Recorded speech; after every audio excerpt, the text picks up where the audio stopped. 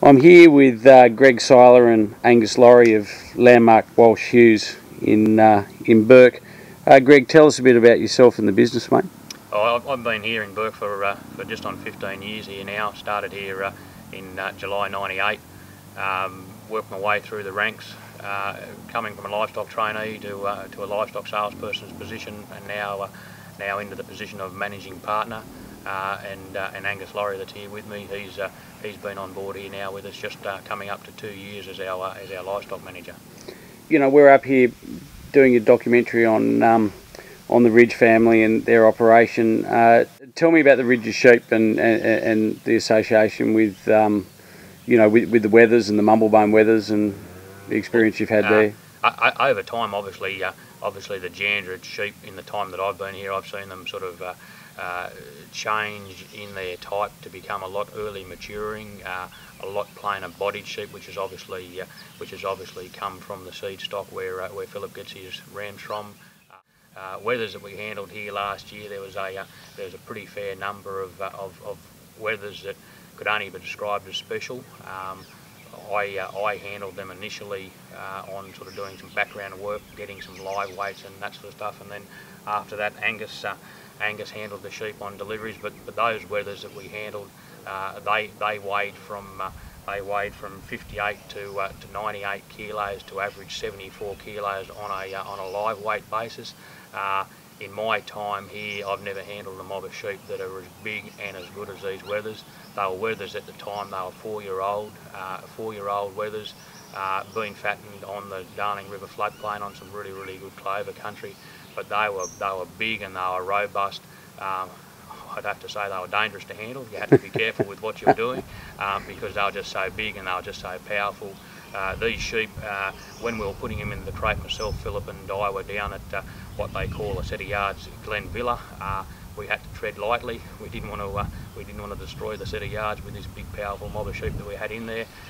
When we were putting the sheep into the crate, obviously some of these big Wethers, we needed to sort of twist their heads back on themselves so they could physically fit into the crate. Like they were powerful sheep. You're a big strapping boy, Angus. You found the Wethers pretty wild to handle as well, mate?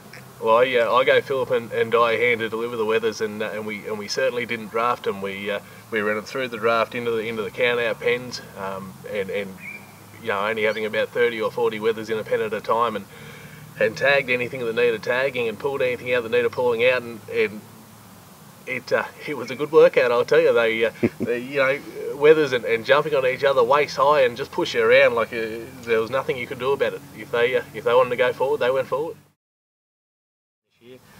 Like these sheep last year, like they come in just under 35 kilos on a dress weight basis, and as far as my experience and my time out here, that's probably the most impressive. It's the most impressive mob of sheep that we'd handled. Like you've got this amazing story on the Wethers. Is there also a story of wool here, of fibre?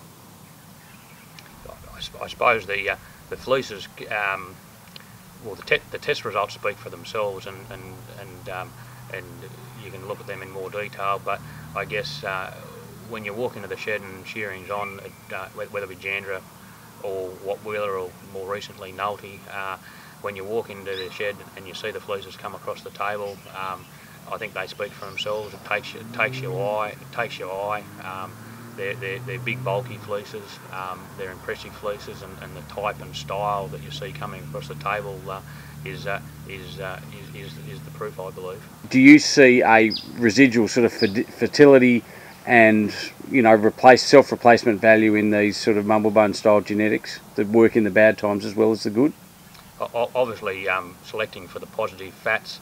Obviously going to keep your ewe in better condition when it does get dry. Conception rates are going to be better, lambing rates are going to be better. You're on the ground. You got survivability in those lambs, because when they're born, they've got that certain amount of fat cover as a newborn lamb that helps them get up and get going. So all those things obviously are going to help you. Well, they're going to help you out of sight in good times, but also assist you greatly in these dry times. Fellas, thanks for your time.